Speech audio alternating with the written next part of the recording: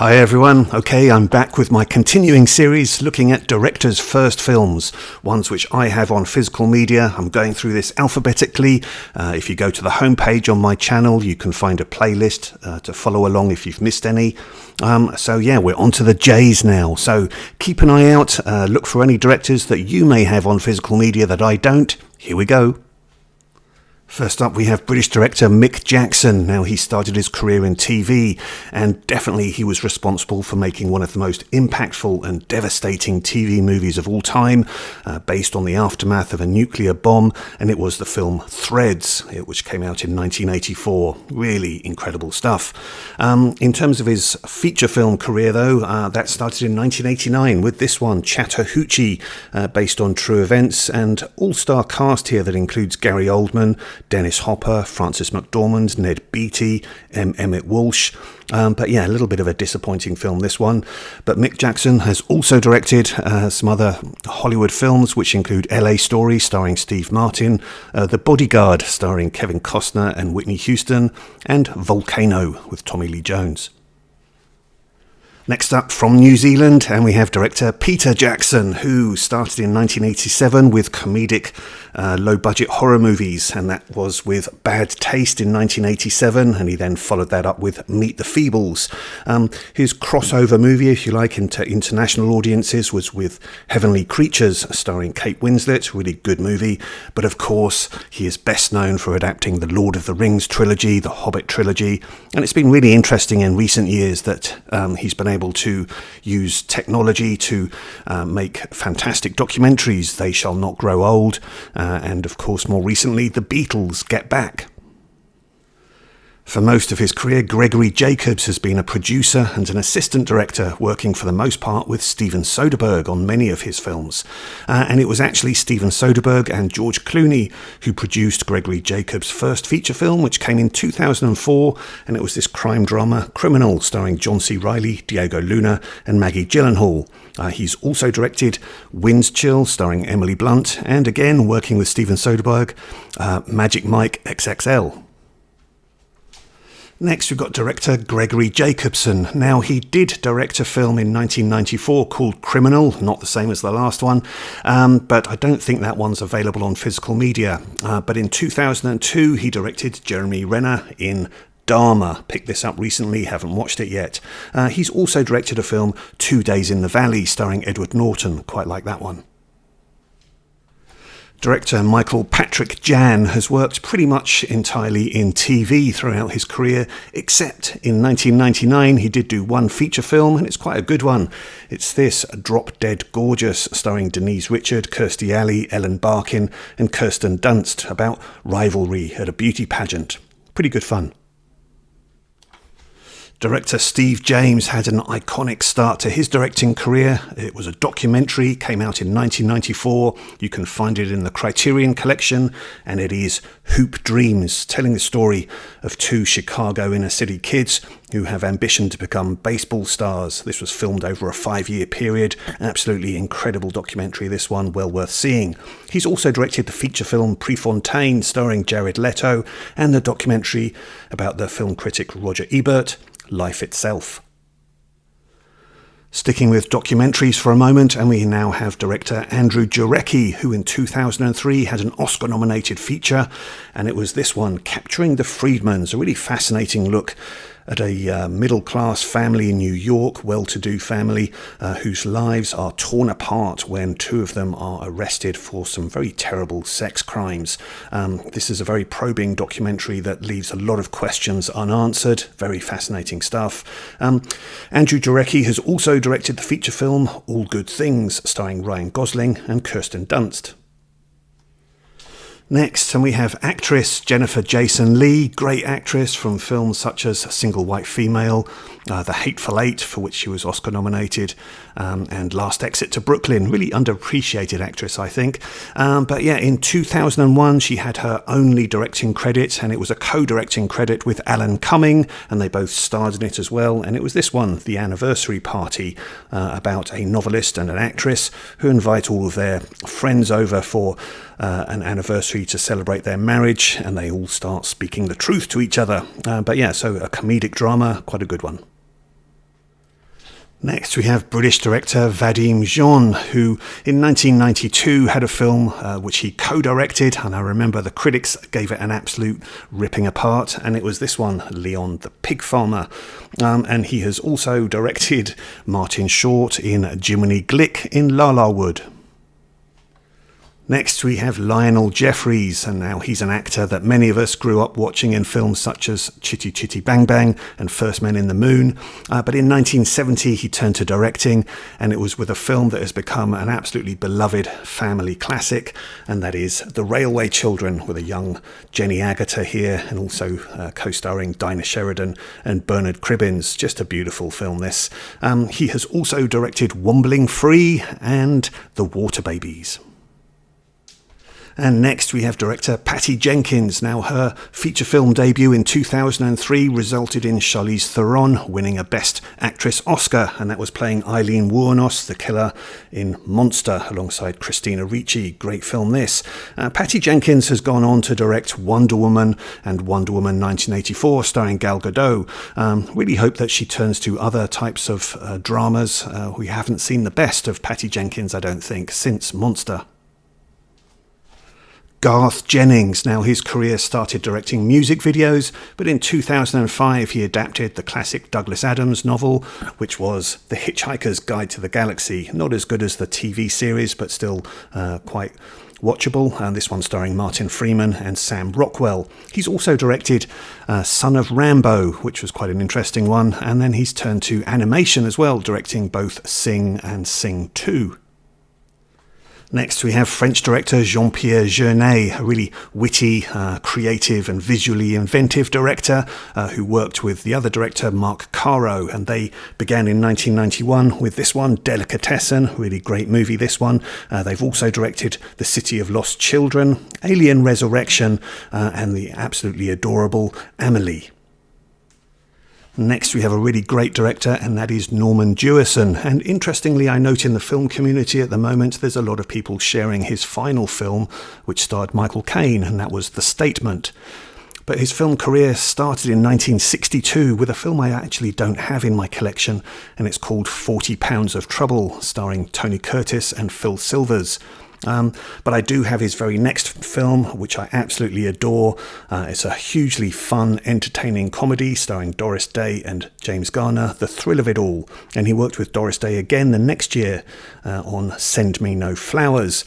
But really, Norman Jewison is going to be best remembered for the films that came later, the more dramatic films, and those include In the Heat of the Night. He got an Oscar nomination for his directing for that one. He was Oscar nominated for directing Fiddler on the Roof, and he was Oscar nominated for directing Moonstruck. But he's also had films such as Rollerball, The Cincinnati Kid, The Thomas Crown Affair, A Soldier's Story, and The Hurricane, starring Denzel Washington. So a great career for Norman Jewison. And next we have director Phil Joannou. He's a director who's worked a lot on music videos, and particularly with the band U2, and he also directed U2 Rattle and Hum. But in 1987 he had his feature film debut with Casey Siemaszko playing a kid who has to stand up to a school bully, and that was in the cult comedy 3 O'Clock High. But he has also directed the film State of Grace, which has the most explosive cast you can think of, which included Gary Oldman, Ed Harris and Sean Penn. Next we have British director Roland Joffe. Now he's really interesting. His first 2 feature films received a lot of acclaim, a lot of attention and Oscar success. So the first one came in 1984 and it was The Killing Fields, about the massacring of Cambodians by the Khmer Rouge. A fascinating and devastating film, great performances from Sam Waterston and an Oscar-winning performance from Dr. Hang S. Noor. He then went on to direct The Mission, starring Jeremy Irons and Robert De Niro, and that iconic Ennio Morricone score. Sadly, though, his next 3 feature films were ones which just didn't resonate with the public. So he directed Fat Man and Little Boy, starring Paul Newman, which touches on a lot of the themes that Christopher Nolan covered in Oppenheimer recently. But yeah, sadly, people weren't interested in that. They were not interested in seeing Patrick Swayze in City of Joy, nor were they interested in seeing Demi Moore in The Scarlet Letter. So Roland Joffe's career has really not been been as impactful since these very first two feature films, which is a real shame. And next we have Kenneth Johnson. Now, he absolutely deserves mention because he's an important part of childhood for me. He was a writer and director on many great TV shows, which included The $6 Million Man, The Bionic Woman, The Incredible Hulk, starring Bill Bixby and Lou Ferrigno. Watched the pilot episode of this again the other night. Absolutely great stuff. And also V, starring Mark Singer. So yeah, great TV from my childhood. Absolutely loved those shows. And his theatrical feature film debut, so not really much of that in his career, but yeah, he did direct Short Circuit 2. Mark Steven Johnson started as a writer, working on films such as Grumpy Old Men and Grumpier Old Men for Jack Lemmon and Walter Matthau. In 1998, he had his feature film directing debut, and that was with the family film drama Simon Birch, starring Ashley Judd and Oliver Platt. And then he also then went on to direct Daredevil, starring Ben Affleck, and then Ghost Rider, starring Nicolas Cage. Director Nunnally Johnson, best known in his career for actually being a writer, and he was Oscar nominated a couple of times for writing the scripts of Holy Matrimony and also The Grapes of Wrath, starring Henry Fonda, that great adaptation of the John Steinbeck novel. In 1954, he turned to feature film directing and began his career with this one, Night People, starring Gregory Peck and Broderick Crawford, a post-World War II thriller. A bit dry, this one, unfortunately. He also went on to work with Gregory Peck again in films such as The Man in the Grey Flannel Suit.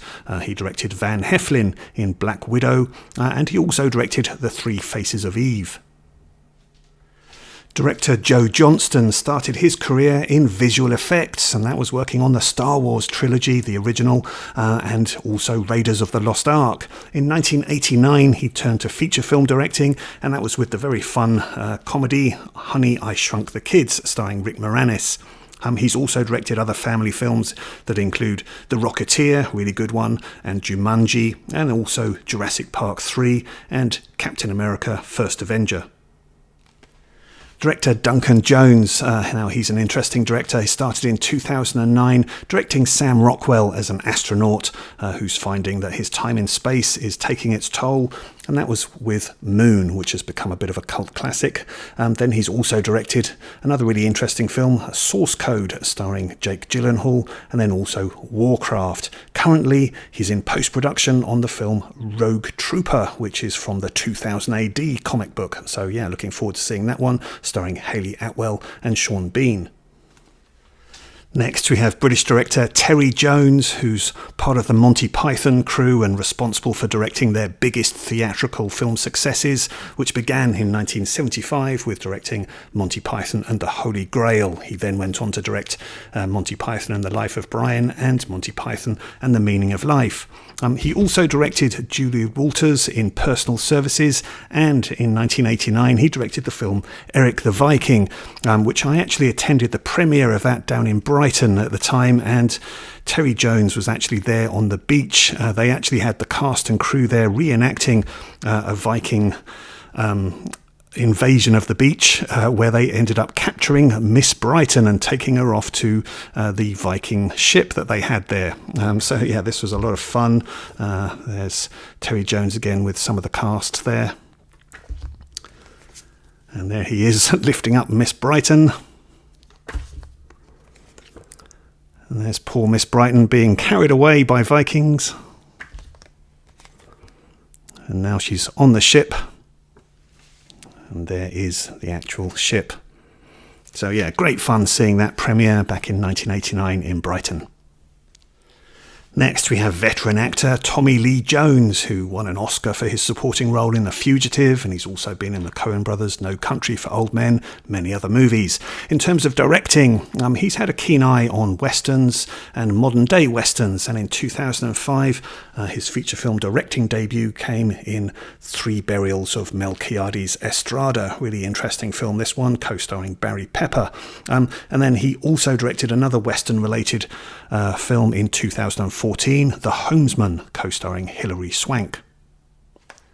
Director Spike Jonze has worked extensively on music videos, but in terms of his theatrical films, it started in 1999 working with writer Charlie Kaufman on the bizarre cult classic Being John Malkovich, which also starred John Cusack and Cameron Diaz.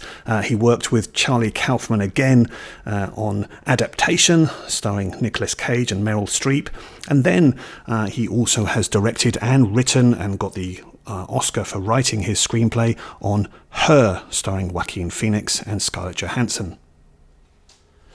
Australian director Gregor Jordan, his feature film debut came in 1999. I think it's still his best film. It's a film called Two Hands, with a young performance here from Heath Ledger and also an early performance as well from Rose Byrne, who's incredibly cute in this film, and then also the great Brian Brown. Gregor Jordan then went on to direct Heath Ledger again in Ned Kelly, as well as directing Joaquin Phoenix in Buffalo Soldiers and Samuel L. Jackson in Unthinkable. Miranda July has been working as an actress and a writer and a director in independent film, and she started her film directing career in 2005, acting in, writing and directing Me and You and Everyone We Know, co-starring John Hawkes. A good film, this one. And then she has also directed Evan Rachel Wood in Kajillionaire. Okay, that's it for the J's. How many of those movies are you familiar with? And are there any directors whose first films you have in your physical media collection? Let me know in the comments. Let me know any other thoughts and comments that you have. I hope you're enjoying this series. Please stay tuned for more. Please like, subscribe, all of that kind of thing. And I look forward to seeing you again. Okay, all the best. Bye-bye.